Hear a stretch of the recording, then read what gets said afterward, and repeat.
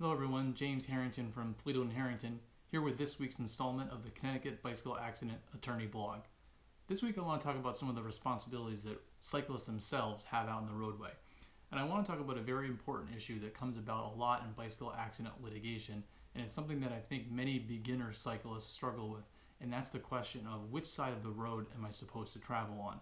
Is it safer to travel against traffic, or is it safer to travel with traffic? I think there's a misconception out there that it's safer to travel against traffic because the thinking is that if you can see the traffic coming towards you, then you'll have the opportunity to avoid colliding with the oncoming vehicle.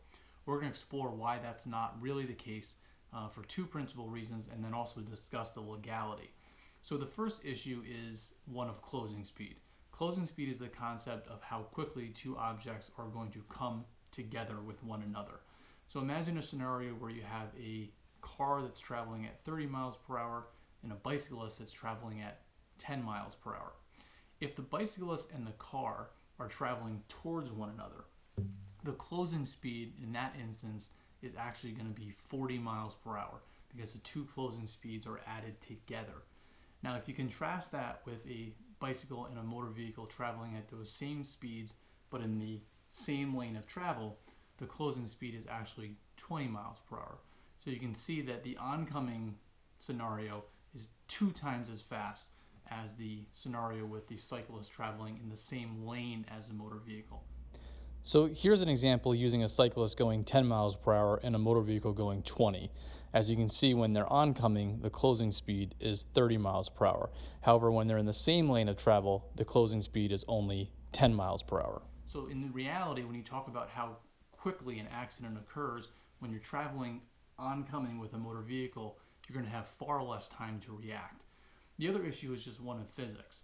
When you're traveling in the same lane as a motor vehicle and that motor vehicle strikes you from behind, in most cases that force is going to propel you forward and away from the motor vehicle.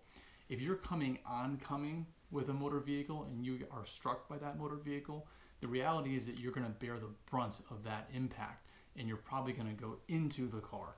And in most instances, that impact is going to be far more substantial and serious than if you were struck from behind. The last issue is just legality. In most states, and in Connecticut, for example, it is illegal to travel against the flow of traffic. In other words, you must travel just as you would be if you were operating a motor vehicle when you're riding a bike. Now, there are always going to be circumstances where the exception to the rule might exist.